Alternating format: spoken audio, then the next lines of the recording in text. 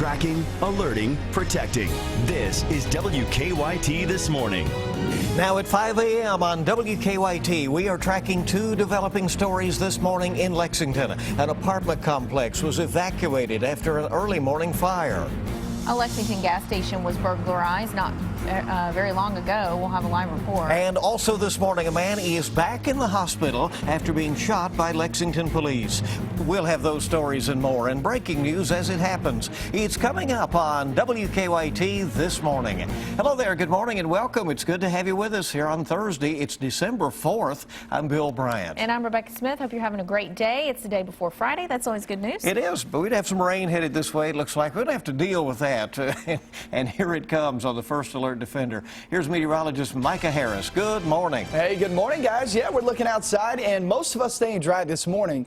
You got to look down toward the southwest. Now, that's where we're seeing that rain kind of appear into the region, and it'll continue to make its way in as we work throughout the day. Very scattered rain. I mean, it's very spread out. So a lot of us will see rain. It's just not much. Very light activity, but it's still there. And maybe even some sleet mixed in down toward the southwest, because temperatures, check these out, we're there around freezing. So no snow expected, but nonetheless, we're still going to be seeing maybe some sleet mixed in here and there. Should not pose an issue whatsoever. It's chilly outside, and honestly, we have probably seen some freezing fog here and there. There's fog outside, freezing temperatures, put those together, you get freezing fog. So heads up for that. You're going to have to scrape a lot of that off your windshield. Cold rain at 39 degrees, more on this forecast toward Friday and Saturday.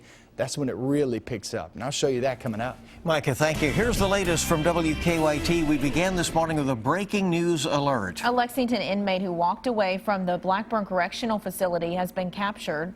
Hamilton, Ohio police arrested Joshua Stevenson last night. He escaped Saturday night along with Michael Fleet.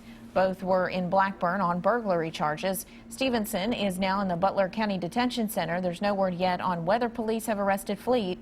We're tracking the story, and we'll bring you more information throughout the morning as soon as it becomes available.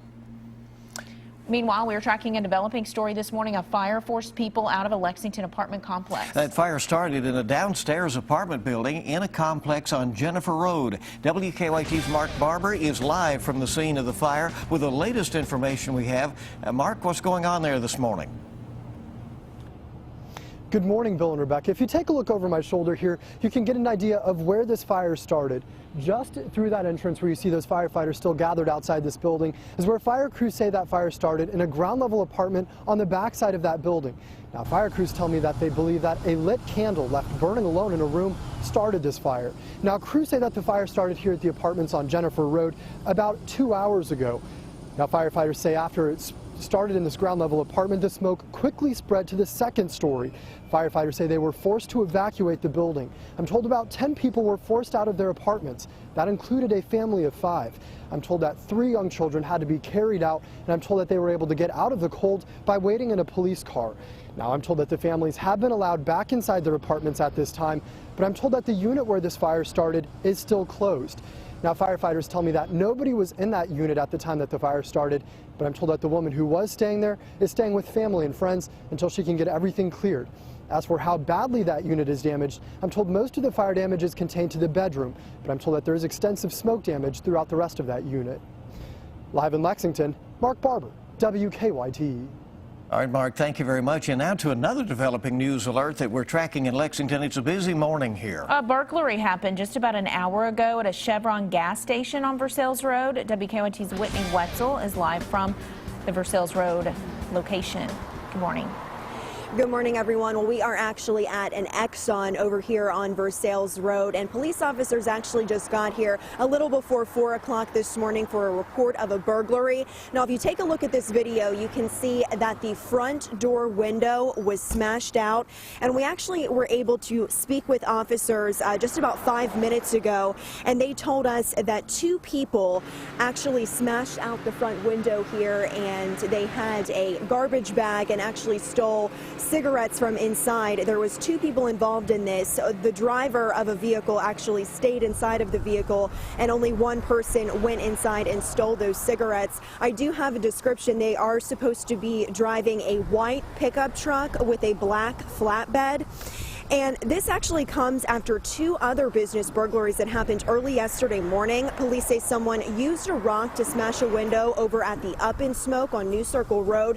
That happened around 4 o'clock yesterday morning. The thief got away with some cigarettes there as well.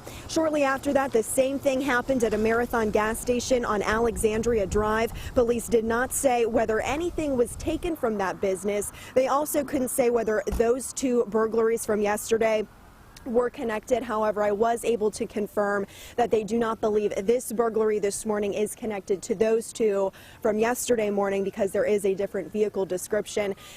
This business does also have surveillance video of those suspects, so we will be checking into that later on this morning. For now, we're live in Lexington. Whitney Wetzel, WKYT.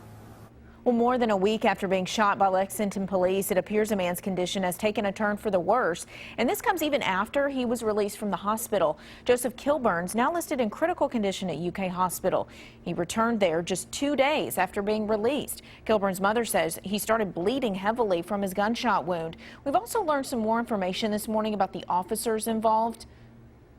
Officer Wesley Farley and Officer Christopher Mason had been placed on administrative assignment after shooting Kilburn, who police say tried to run them over with a truck. Police say they were investigating a drug deal at the time, possibly involving Kilburn. Now, we know that through an open records request that Officer Mason has been placed on administrative assignment before. In May of 2011, Mason was transferred to the Bureau of Administration because of an altercation between himself and another officer while they were working a traffic stop. New this morning, police have arrested a man in connection with the Lexington shooting. Terrico Williams is facing nearly a dozen charges, including robbery, assault, and cocaine trafficking. Police say he shot a man back on November 13th. That's the same day that police say a man was shot in the chest on Pemberton Street in the East End. The victim survived and was helped by some sanitation workers until police arrived. Well, a Laurel County woman accused of causing the crash that killed her infant granddaughter says she's not guilty. Melissa Worstel was arraigned on murder, DUI, and drug charges. On Monday night, police say she was on drugs when her car hit a telephone pole and on Parker Road in Laurel County. Investigators say her 6-month-old granddaughter, Ivy, was not properly restrained and died. 911 dispatchers were flooded with calls after the crash. Okay, can you tell if anybody's hurt? Is anybody hurt? Yeah. All right, we've got them just down past the hospital. Yeah. All right, we've got them on the way. Police say Worstel had custody of her granddaughter. She's being held on a $250,000 cash bond. Kentucky U.S. Senator Mitch McConnell and President Obama have met for the first time since the election. Senator McConnell will be the Senate Majority Leader when the new Congress convenes next month. Republicans won control in last month's elections. After the meeting, Senator McConnell told CNN that he and the President talked about different issues where Republicans and Democrats can find some common ground. The meeting lasted about an hour. Senator McConnell also said the 2 men did not have any bourbon during the meeting. The President said after the election that he would enjoy having a drink of Kentucky bourbon with Senator McConnell. A giant beehive in a tree has a community in Robertson County buzzing. Some worried that the beehive looked similar to those made by African killer bees. But an entomologist from UK says that's just not the case. African bees don't actually come this far north. Still, folks living in the area wanted to get rid of the hive, which is near a home owned by Kentontown Christian Church. I've never seen anything like that in my life, and several people that's lived around here forever, they've just, you know, it's rare. You just don't see this every day. Experts say most of the bees in that hive have moved on. The man who lives in the home tells the Ledger Independent that researchers from UK were coming to take the hive because the bees couldn't survive the winter. And obviously a lot of focus on bees and making sure that we keep them around. Yeah, and that's an attention getter, though. You have something like that right there in the area.